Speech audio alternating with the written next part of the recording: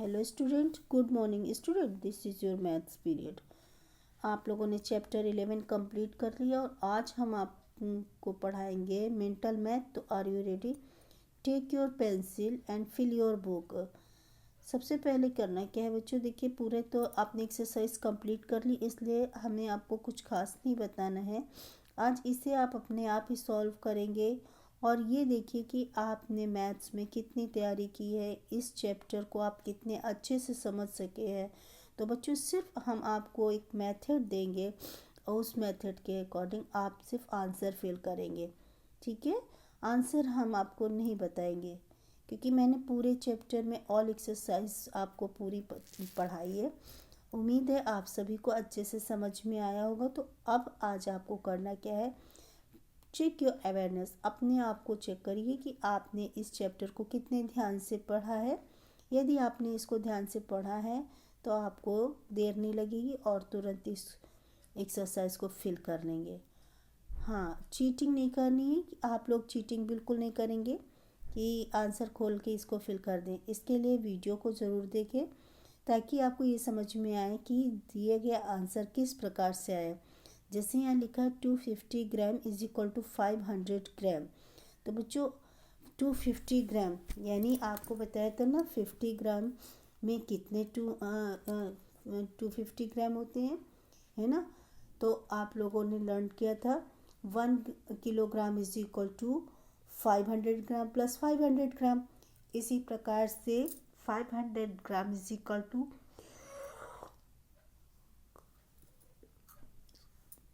250 gram plus 250 ग्राम।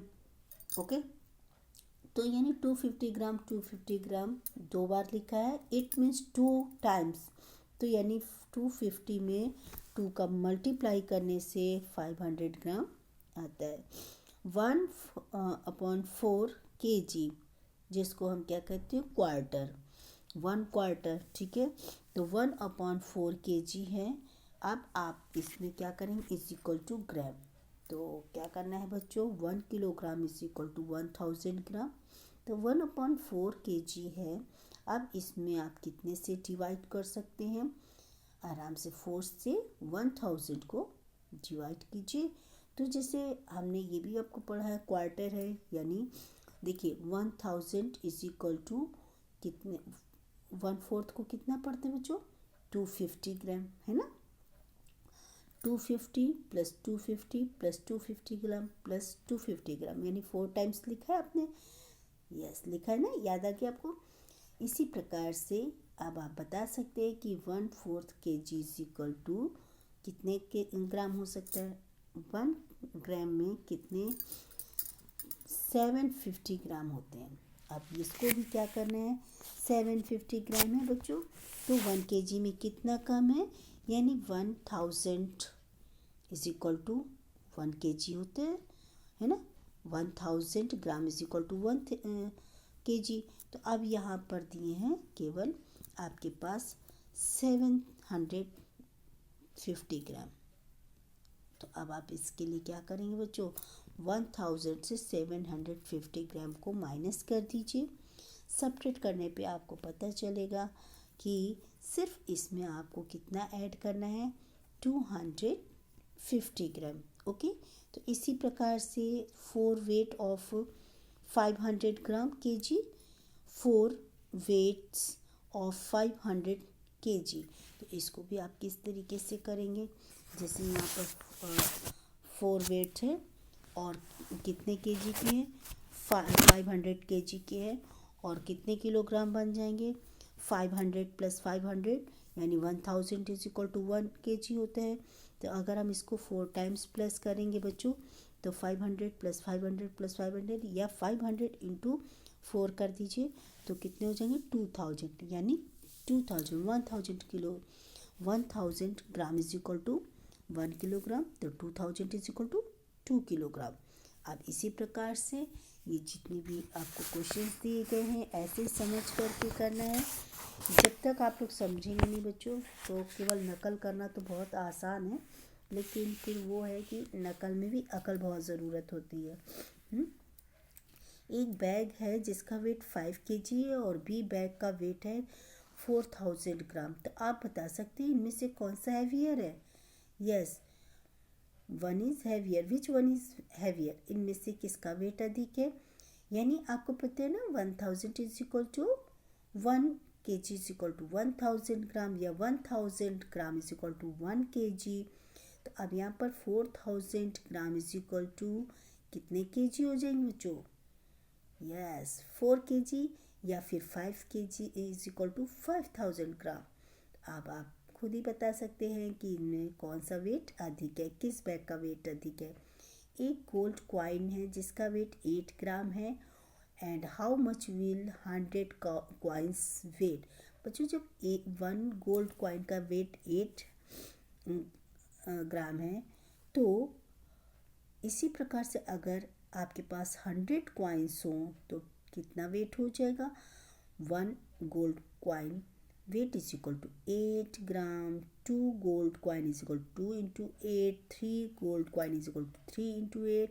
तो यानी आपने देखा कि जितनी क्वांटिटी है उसमें हम क्या करेंगे? वेट का मल्टीप्लाई कर देंगे। अब यहाँ पर कितनी क्वांटिटी दी, कितने कॉइन्स दिए हैं?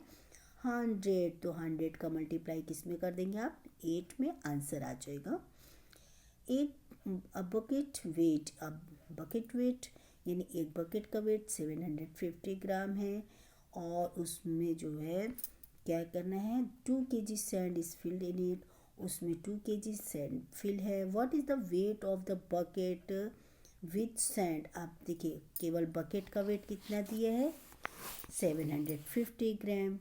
और उसका बकेट सैंड का वेट कितना है? तो आप टोटल वेट निकालिए। तो जब आप प्लस करेंगे 2 kg इज इक्वल टू 2000 ग्राम। 2000 में 500 ग्राम को प्लस कीजिए बच्चों, तो कितना आंसर आ जाएगा? 2 kg 500 gram. Okay. 1 kg potato cost 16 rupees 50। 1 kg potatoes cost is 16 rupees 500 gram potato will cost. यानी देखिए 16 रुपीज़ में मिलते हैं 1 kg पोटैटो। तो 500 ग्राम पोटैटो कितने के मिलेंगे बच्चों? 500 ग्राम, यानी half kg। 1 kg is equal to 1000 gram. 500 gram is equal to half. ठीक है। तो अब आपको क्या करना है? जब आपने देखा है कि 1 किलो आलू खरीदते हैं 60 रुपीज़ की, तो आपको हाफ kg आलू खरीदनी है, ये पोटैटोज़ लेनी है, तो कितने रुपए देने पड़ेंगे? Yes, 8 rupees. ओके। यानी आप क्या करेंगे? क्या करना है बच्चों? 60 दिए ना यहाँ पे? यस। तो अब आप क्या करेंगे? 1 kg का रेट कितना है? 16 रुपीज़। तो हाफ kg का क्या हो जाएगा? 16 अपॉन 2, यानी 2 से आप 16 को डिवाइड कीजिए, आंसर आ जाएगा। ठीक है। अच्छा, how many packets of 500 sugar will be needed to make a bigger packet of 5 kg? बच्चों 5 kg का एक पैकेट है, ठीक है, जिसमें कितनी ग्राम की शुगर पाई जाती है? 5 ग्राम। तो हाउ मैनी पैकेट ऑफ 5 यानी 500 ग्राम के कितने पैकेट्स होने चाहिए जिससे को मिलाकर के 5 kg बन जाए? बहुत ईजी है ना। जैसे 500 plus 500 is equal to 1 kg। ठीक है। फिर 500 प्लस 500 2 kg। और आप कितने बचे? इसी तरह 500 प्लस 500 करते जाएंगे। तो यानी कहना क्या है आपको कि जैसे 1000 यहाँ 500 ग्राम है, ठीक है, तो 500 1 kg। तो अब आप देखेंगे कि कितने पैकेट्स बनेंगे 500 ग्राम के?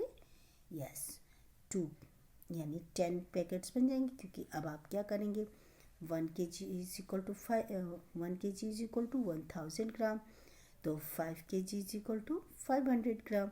500 5000 में 500 से डिवाइड कर देंगे बच्चों, तो आंसर कितना आ जाएगा 10, क्योंकि यहाँ पर ग्राम है ना, तो 5 kg is equal to 5000 gram.